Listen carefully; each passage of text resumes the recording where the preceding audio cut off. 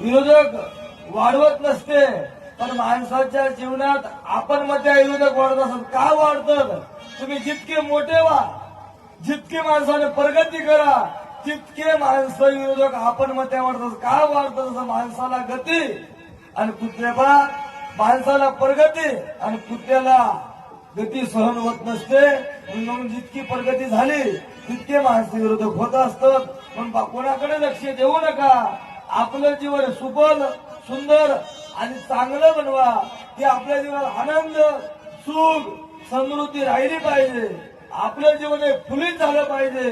संतांच्या, साधूच्या सानिध्यात आपण राहिलो पाहिजे. का राहायचं?